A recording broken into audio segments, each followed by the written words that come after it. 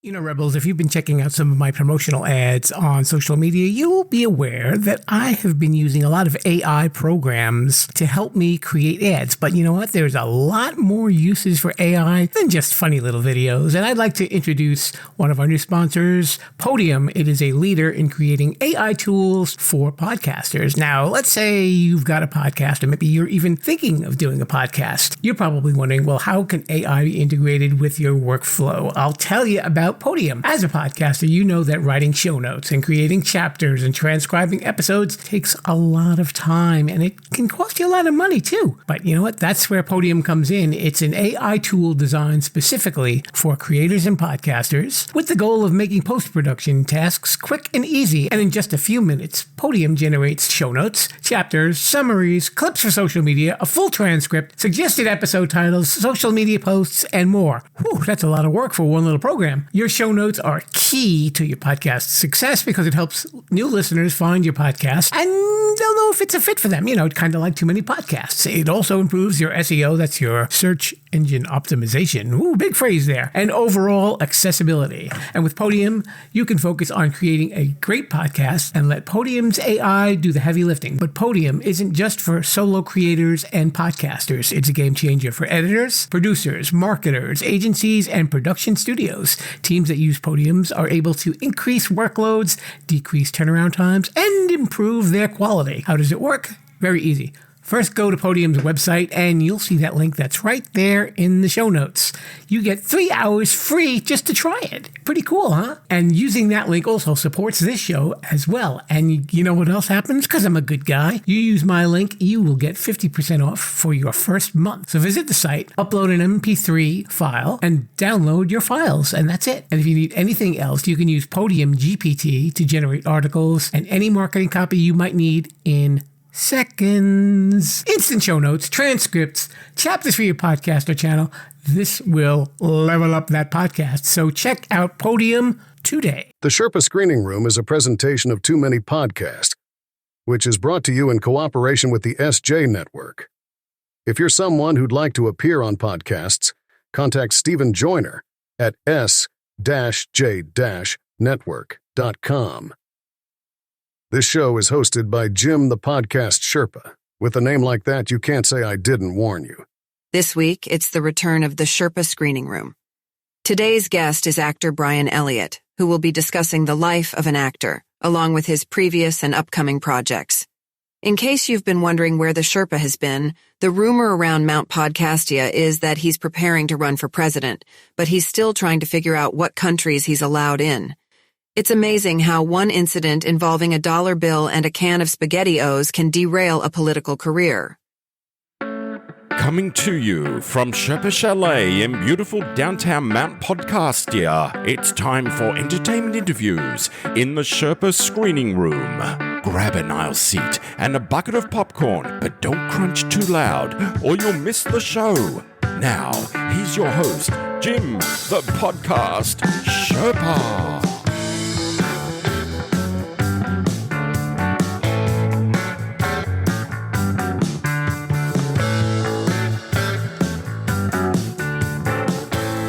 Welcome to the Sherpa Screening Room. It is a presentation of Too Many Podcasts, a podcast about podcasts and so much more. We're back! Yay! Jim the Podcast Sherpa, sitting right here in Sherpalution Studios, high atop Mount Podcastia, overlooking all those wonderful podcasts that are out there in the hills and valleys. And as you know, these Sherpa Screening Room episodes are when we get to know creators, you know, not just the podcasters, but actors, singers, directors, writers, folks with interesting occupations sometimes too. We've had a couple of good ones. You should check them out. And this week we've got a really good interview. He's a gentleman named Brian Elliott. He comes to us from Virginia. He's done some indie movies and short films, and he's been stepping into the big time stuff too. And the first movie he was in had an Oscar-nominated actress, believe it or not. How's that for a start? Woohoo! We get to know Brian and all the straight-laced parts that he gets to play. I keep thinking he would be a really interesting choice to play a villain. He's just such a nice guy, too. You know, you don't expect it. You love to see that little surprise coming out of you from the end. So before we actually continue with the interview, I have to make some comments here. And they don't apply to Brian because I am so glad that he came on the show. But you were probably wondering what was going on. Were we taking a little vacation at the Sherpa Chalet? I did take one small vacation, and the lovely Sherpa bride and I went out to a place called Montauk, New York, and stayed at a hotel called the Montauk Blue Hotel. Really nice. Around that weekend, the weather was lovely, even though the rest of the East Coast was having a really hot week. But we had the ocean breeze to keep us cool. Montauk is the furthest point on the southern fork of Long Island, for those of you who are thinking geography. I don't know why you might be listening to this podcast, but that's okay. But that's where it is. And it's a lovely little town, very sleepy sometimes, but it's got some activity going on. And we had our own little private terrace where we sat out there, I think, for 4 days and just soaked up the sun and just relaxed and didn't do anything much more. We would go out to eat. Everything that we went to, we pretty much went by foot. It was like a nice digital detox for me. I got to tell you, I had commented to the lovely Sherpa bride that I think this is the longest that I've been away from a computer in a couple of years. That's how crazy it's been. And, I didn't even go on my own social media nor the social media for the podcast. Just kind of stayed clear for a couple of days. And it felt really nice. You hear these little experts come on and talk about that, saying, you need to step away from it for a little while. It is really refreshing. I got to tell you, it gives you some really nice perspective. You don't get wrapped up in all the drama that goes on out there sometimes. And, you just worry about yourself and just enjoying life, and that's really what it's all about. So yes, it was a very enjoyable vacation. Also wanted to mention, while we were out there, we met a really nice couple named Rick and Rebecca. And Rick is a former TV meteorologist who is now a professor at a college, I believe, teaching climate studies. And Rebecca is an instructor for people who want to learn to ride horses. And she, of course, is a very experienced horse rider herself. She was showing us some really cool pictures while we were getting to know her. She said that she was in for some long drives and she liked listening to podcasts. And she said that she was going to check this podcast out. So, Rebecca, if you are listening, all I'd like to say is, hello. Hope you're having fun. And it's so cool when you get your name mentioned on a podcast. I love it. Not that it happens a lot with me. Nobody wants to know me. They kind of disavow any knowledge of me. Anyway, we will move along, but I would really like to address what happened, why we weren't on for, I believe, about 6 weeks. The Sherpa Selects on Saturdays will still continue regardless, but I didn't really have much new material. And partially the reason for that was I just had a shortage of guests, and it wasn't for lack of trying, Rebels.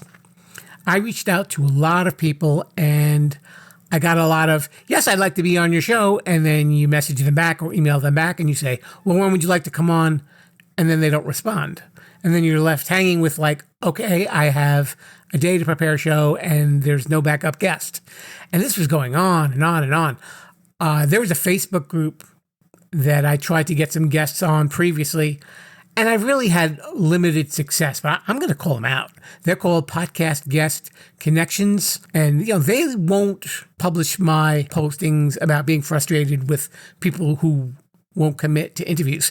But I think that's what that site is all about, really. You should be able to meet people, who want to do your show and want to commit to actually coming on the show and doing interviews. The last time I tried to get guests, I had maybe like a good 20 people, and I think that's probably like a large estimate, who were like bragging about their podcast or bragging about what they do. And then I would message them, when would you like to come on the show? Nothing. Radio silence. I got 2 or 3 guests out of that in total. And that's really sad. Anna Traficante from the Drop and Give Me 25. She came on there, and Steve Fisher, who hosts the Life Slices podcast. They were on there. 2 wonderful guests. I was really happy to get them, but there were just a lot of people that they just couldn't be adult about it and just commit, or at least have the decency to say, hey, I'm sorry, I don't think I'll be able to be on your podcast. And that's okay. I'm a big boy. I can take rejection if people don't want to come on the podcast. I'm fine with that. I want to bring you guys interviews with people who want to be here and they're enthusiastic about what they do. And I think when you're enthusiastic about what you want to do, it shows and it makes them a good guest and a fun guest. And this is what we want. We don't get into a lot of drama on this show. This is my baby, and this has always been my vision for it. So for those of you who might have felt a little cheated for the last few weeks that there weren't any new episodes, I apologize. And super publicist Steve Joyner has come to the rescue, and he's been finally getting busy with some new clients who he is sending my way. And Brian is one of his clients. So we got to know him. And there are a couple of other folks that I will be interviewing in the near future as well. So we will be picking it up as far as new guests are concerned. So I will take you to the finale of season 12, I promise, with a bunch of new guests. So even if you've been enjoying the Sherpa Selects that I've been playing for the last month and a half, maybe you never heard them the first time around, those were seasons that I was really proud of, and I had a lot of incredible guests, as you can tell. So at long last, you get to hear those as well. And I remastered them and cleaned them up a little bit too, so they sound a lot nicer. Because those first few seasons was when I was experimenting with audio and trying to find out what I could do to make them sound really good. So that's my story, and I'm sticking to it. So why don't we move on to the Sherpa Screening Room interview with Mr. Brian Elliott. Hello there, Rebels. We are here in the Sherpa Screening Room, and I am spending a little time with a gentleman named Brian Elliott. He's coming to us from Virginia. He is a producer, director, and actor who's done a lot of stuff, and he's got some new projects coming up that he's going to also talk to us about, and you guys are going to get to know him, and he's a super nice guy. Brian, welcome to the show. Thank you for having me, Jim. I appreciate it. Thanks for having me on. So now the first movie you were in was nominated for an Oscar? Yeah, so I became a professional actor, in 2014. And I had like a supporting kind of walk-on role for a movie called Loving, which was about the Loving case versus the Supreme Court back in the 60s about interracial marriage. Okay. And the lead actress, Ruth Negga, got nominated for an Oscar. Wow. Yeah, they shot that here in Virginia. So I went to a cattle call and went through about 2 or 3 auditions and went through the process and landed the role. So were you always into acting, or did you kind of stumble upon it? How what's your relationship with the acting field? Yeah, so I can't say I was always into acting. I kind of stumbled upon it in high school. Okay. I caught the acting bug in high school.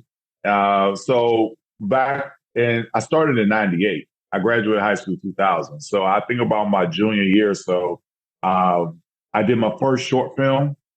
They had a production company for Crime Solvers, which was like the area police department, which they would put on productions to try to catch criminals. But they had a kind of like a derivative shot of a product of high schoolers buying stolen goods. So I had to go audition for that.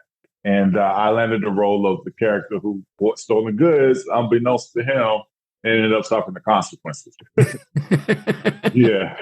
So, that was my first foray into acting. And then you just got bit by the bug after that?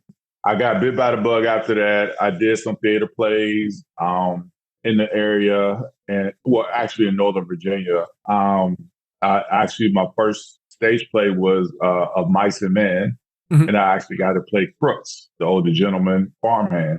They did the prosthetics and the makeup and braid my hair and all that stuff. So that was fun. And then a year later, I moved out to Los Angeles in 2005 and stayed out there for about a year, got my resume up and then came back home because it just got a little bit too expensive. And I was plugging away at doing indie projects and short films with a producer out of West Virginia who taught me the ropes of a little bit about production and how to produce.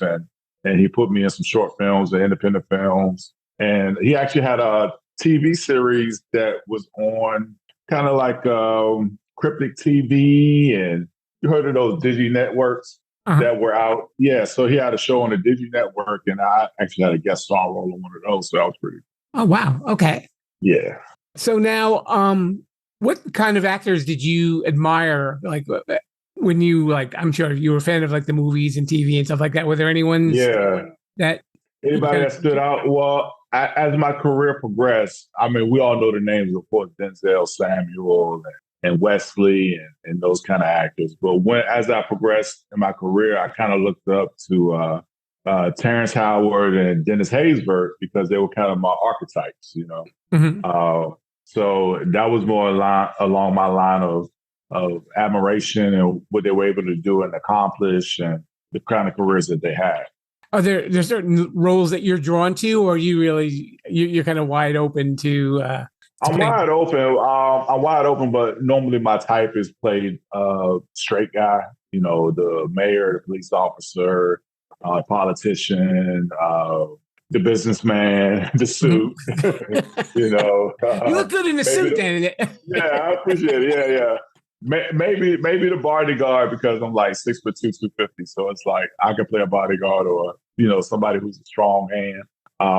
But yeah, so those are kind of the roles I've been drawn to or cast as. Now my oddest role that I actually had was playing a blue collar bigot. So that was kind of like my favorite role. It was different, and it was kind of out there, but it came off as a comedy more than it was anything else. So yeah. Okay. Yeah. So, talk a little bit about Miss Virginia. That was like one of your bigger movies. Yeah. Okay. Yeah. So Miss Virginia was shot in Washington, D.C. They started casting for that in 2018. I actually had to drive to Baltimore to audition. This was really before self-tapes took off. Mm-hmm. Self-tapes kind of took off during COVID. And so I had to drive to Baltimore for the audition. A casting director by the name of Pat Moran, anybody in that region knows her. She's well known, been in the industry well over 30 years. And she had me come in for an audition, and I read for the role, and I guess I nailed it. They called me back emailed me about 2 weeks later, said, "Hey, you got the part, come to set," and worked on it. And I had a scene opposite Azua Doba, who plays Crazy Eyes with Orange is the New Black. And that was kind of fun. And I had a scene with her, and it was pretty cool. And that movie was about a mother and it was based on a true story. It's about a mother who is trying to get her son into charter school because, the public school system in D.C. may have been a little bit bad at the time. So she was trying to get her into charter school and vying for the vouchers and the whole nine. And it has Azua Doba, myself, of course, and Vanessa Williams, and Matthew Modine. Oh, wow. So, okay. Yeah, it's a BET original. So if anybody wants to catch it, you can check it out on BET Plus and on the network BET. I think currently you might find it on streaming on, of course, BET Plus. And then I think recently it was on Tubi TV. It's been on Netflix. And you can also, I think, reach it on Amazon too. Is it kind of weird when like you do these movies and then like, I'm sure, obviously a little time passes and then all of a sudden, you can tell your friends, by the way, if you've got this channel on, you may notice me in a movie. Yeah, it's funny because I've been in a barbershop. I've had people recognize me. I've had, friends in the industry say, "Hey, I saw this movie the other day. Was that you?" It was pretty cool. So yeah. And then I actually went to the premiere of the movie. They had one premiere here in Richmond. I was fortunate enough to be able to take my mom and my aunt. So that was a pretty cool experience too. Yeah. That has to be especially strange for a parent. Especially, I'm sure your mom was probably like on cloud nine, but she's like, "That's my son. That's my baby." Yeah, because moms they don't hold back, right? Because she'll tell you like your performance. I'm sure that you were like the great actor in that movie. If she didn't like you, you'd be like, "Brian, what were you thinking?" Yeah, exactly. Yep, I've had those moments too. Maybe she could be your agent then. There you go. I mean, I know. It's like, all right, Mom, you got it so good, but buy me some roll. You've also gotten into like directing and producing too. I actually, I'm trying my hand at producing right now. I did direct and produce a pilot presentation back about 10 years ago. We're still shopping it. And basically with that, I was able to find some locations in Petersburg, Virginia, which is like historical town. And I linked up with a producer partner of mine at the time, and we shot that pilot. It took maybe a weekend or a few days to get done. It was about a 30-page script, and we shot that. And so that was my first foray into directing. I had my whole notes and what scenes I wanted laid out. Mm-hmm. The whole nine. So it was a pretty fun experience. Yeah. So which side of the camera do you prefer to be on? In front. In front. Yeah. Producing, it's leg work, meaning that if you don't have the money, you got to find the money, and finding the money is tough when you don't have A-list talent attached. Right. So, and A-list talent wants to get paid before they even sign on the dotted line, or they want a promissory from you that they will get paid. And then a lot of times if they're A-list, they're going to want to pay a play. So it's like, well, if I'm going to do this and you don't shoot it in time, you still got to pay me. So that means coming up with their money anyway. That's true. I mean, I've spoken to a few actors who got into like the producing and directing thing, and they said, especially with producing, they said you really don't realize how much is involved when you're going into that project, because there's just so much that it entails, and probably they said half of it probably isn't even in your mind when you're beginning to do the project itself anyway. Yeah, when you're first starting out as producing, unless you went to film school, half of that stuff isn't even in your warehouse. You know what I mean? You got to pick up on the fly. You got to learn. You got to be a salesman. You got to be a project manager. You have to do all those things that if you're talking about being a serious producer, and we're not talking about just attaching your name because you're a star. You're talking about getting from ground point A to point Z. It's a lot of work. It's a lot of work. Yeah. So I know you've got 2 projects that they're in post-production now, right? Yeah. So one project we just premiered at a movie theater here in the Richmond area called A Shared Secret, which is a new crime, film noir. So like a crime noir kind of film. It was about a cop who had kind of a bad shoot, and he gets caught up with the mob boss's girlfriend. The mob boss is kind of trying to, the word I'm looking for, it's kind of like got him under his thumb because he saw the actual shoot, So, and he's doing that whole number with him, and somehow he gets caught up with the mob boss's girlfriend, and so we did that. We premiered it. It should be out on digital platforms. I play a character named Lieutenant George Hardaway, and I have fun with that character. It's kind of cathartic being the boss, and chewing out your personnel. So, yeah, it was fun. It was cathartic. And I've always wondered, especially like when you get parts like that where you lose your temper, or or even if you're really evil in the movie, it's got to feel good when you go home, kind of like you've gotten everything out. Yeah, I'm not yelling. Instead of taking it out on your friends and family, you take it out on the screen, and it becomes cathartic. And it's like, oh wow, I didn't know I had that in me, And it's exercising some stuff, if you know what I mean. So Sure. yeah, absolutely, and I guess when you're doing scenes like that, and you have to be mad at your subordinate. I guess you probably have to do that little actor recall thing where it's like, okay, when was the time that you were mad at someone and you just really let them have it? And then I guess you have to channel all that. Yeah, you gotta channel that. You gotta dig deep and find it, that moment in time. So yeah, most definitely. And you're also doing another one called Suspended Disbelief? Yeah, so Suspended Disbelief, we shot that back in 2022. That is about a young lady who befriends the older gentleman who's on his deathbed, kind of just getting older and dying, having health issues. And what she does is help him cope by them taking a road trip and him reminiscing and kind of going over his past with her. And I actually play the young lady's younger version's father as we watch her grow up and into the lady she becomes. And I'm like a doting dad and the loving father. And it was a good time because it was a good example of what a good father, and a good example of what an African-American father could be on screen. So you get a representation of that. Sure. So that was pretty cool to be able to perform. That's in post. We're going to do ADR for that pretty soon. Hopefully it'll be out by the end of the year. And I know you said you were also working on a pilot. Can we talk about that? Are you allowed? Or do you have to I can talk about it a little bit.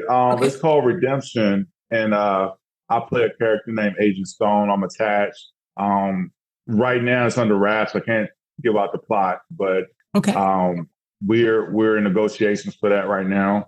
I did actually shoot another pilot. I'm sorry, not another plot. Another pilot called Gotcha.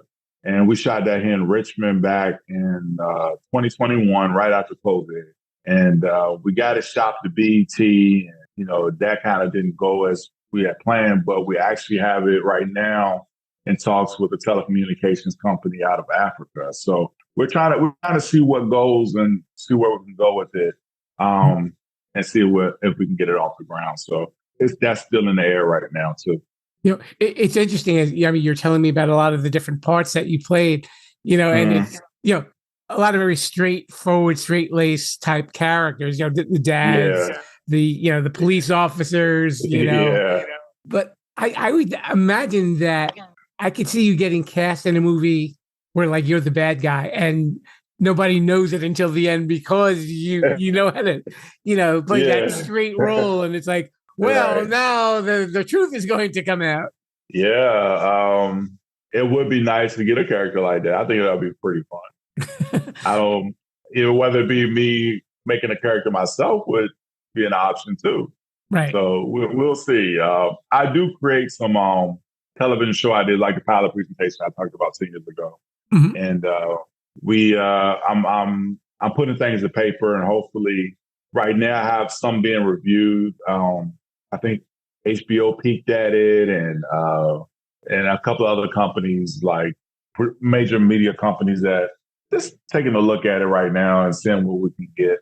But it is what it is. Hopefully we get a shot. Sure. Well, I'll keep my fingers crossed for you. Thank you. For a while, a lot of my interviews were with actors during COVID, and obviously everything was shut down, and everybody would say how difficult it was, getting things off the ground. Even like they could have everything cemented in place, but obviously nobody could go shoot anything because they were worried about things spreading. But now in like this post-COVID era, is there still that kind of caution, or do you think that it's kind of really finally returned to the way that it was before then? Well, right now, because of the SAG-AFTRA and WGA strikes, we've had a little bit of a contraction since those strikes were over. And because of COVID, there was a slowdown. So having back-to-back slowdowns like that or work stoppages isn't helping. So there is a little bit of a contraction going on in the major industry. And right now, finding work is a little difficult. It is a little difficult. They've cut down the number of productions that they're shooting for television shows. I was told just the other day, I think it was pre-COVID, they had 100 some odd pilots. And right now, I think this year they only have 3. Wow. Yeah, pilot season. So they only had 3 major pilots for pilot season compared to hundreds just a few years ago. And this was from an industry insider. This wasn't like somebody off the street reading an article. So, that kind of lets me know there is a change that's going on right now. And as you know, they're cutting back budgets on major productions as far as film. Now, are there fewer films? Maybe not. But there are less theatrical releases. Right. So does that play a factor? I would have to say so. Sure. Yeah. Even when you go to multiplexes, there you don't see as many titles. It's maybe like 3 or 4, and where there used to be 12 or 13. Right, and those 3 to 4 are proven tentpole. Right. You know what I mean? Like those are movies that either have a sequel or they're an IP that everybody knows. Right. So yeah. Yeah, I remember. I'm trying to remember which my guest told me, and they said if it's a superhero movie, you pretty much have a lock on it. But like anything beyond that, is always kind of like it's a crapshoot. Like maybe it match, maybe it won't. Yeah, you find very few films in theaters that are made for adults these days. Yeah. If they're gonna put a film out, like you said, it's a sequel, something they recognize, superhero, or something for the kids. You know what I mean? Right. Like animation or something rated G or PG. Very few PG-13s anymore. Very few comedies, very few rom-coms, very few thrillers. And we're talking, that's a large portion of movies, Yeah. a large portion. So what are you left with? You're left with action, superhero, and maybe animation. That's 3 sectors out of what used to be 7 or 8. So, I can't forget horror. Now, they'll still put a horror film out there. Right. But that's kind of a proven system. So, yeah, they'll still put a horror film out there. But, yeah, other than that, it's tough going. Yeah, and even you see the same thing with TV as well. I think within like the last couple of years, they've announced so many shows, and so many shows have already come to an end, and you don't see a lot of promotion for too many new things. They try and do some unique things, but some of them are just like, well, we've seen this before. It's just a different actor doing the same thing. It's another cop show. It's another lawyer show. It's another doctor show. Yeah, and if you ever read YouTube comments, you can see I guess you can see the complacency about watching the TV show now from the audience. They really could care less, because it seems like a lot of the tropes that have been used in the movies and shows you've seen them before, and they're like, well, right. It's kind of tough going to put out a good product now. I mean, it has to be written really well, produced really well, and unfortunately, those cost money. And if they cost a lot of money, they're going to be very few of those. And you're probably going to find them on the streamer before you find them in theater. That's very true. Yeah. So. Okay, Brian. Now, usually I get to ask people, which I always get interesting answers. So I'm going to put you on the spot for a second here, if you don't mind. Okay. If there was a movie, I'm going to just say whether it has been out for a long time, if it's a classic movie or a classic TV show, or even something of your own choosing, what would be your dream role? Oh, gosh, to play Neo in The Matrix. Oh, wow, I like that. Yeah, right off the bat, that was my movie growing up. I had just finished high school and, opened my mind a little bit watching that. So it would have been, definitely would have been Neo. So that would have been my dream role growing up, playing that role. Yeah.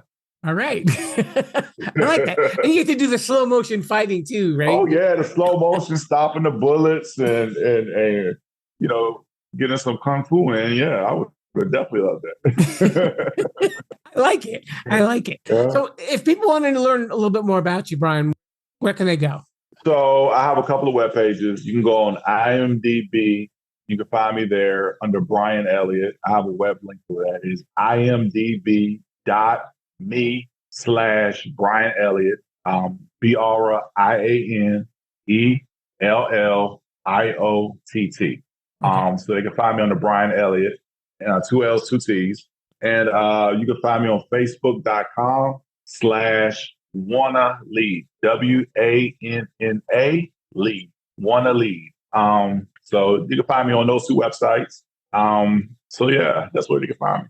Okay, that's really cool. So we're going to keep an eye open for Shared Secret and Suspended Disbelief, and hopefully the Gotcha movie will be brought to the surface where people can finally check you out in that as well. Yeah, that would be great. I appreciate it. Yeah. All right. So if anything of your stuff comes up, please let me know and we can share it on my social pages as well. That sounds great. Sounds great, Joe. All right. Yeah. Well, thank you so much for coming on the show. This is Brian Elliott. Thank you so much. Thank you for having me. I really appreciate it. We're on that internet thingy at Sherpalution.com. Hey, very special thanks to Mr. Brian Elliott for coming on down to the show, and thank you so much for coming back. I hope you missed us a little bit anyway. And if you want to keep track of what Brian's been up to, you can follow him on his social media. And if you'd like to keep track of what's happening with this show, you can follow us on our social media, which is Sherpalution, and we are on Facebook, Instagram, X, and TikTok. Yep, we're there.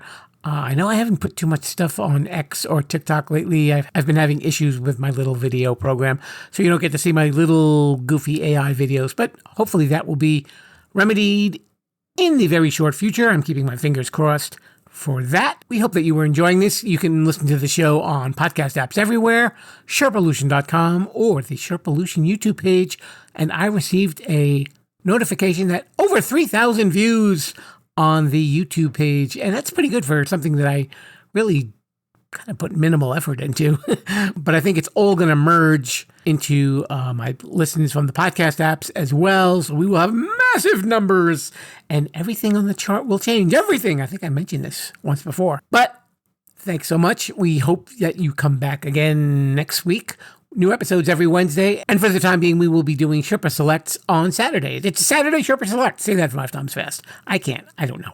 So why should I expect you to? Who knows? All right. Hello, Mr. Bruce. I think it's time to move on out of here because I am getting tongue-tied. And to all of you, I would like to say on behalf of us, Viva la Sherpalution.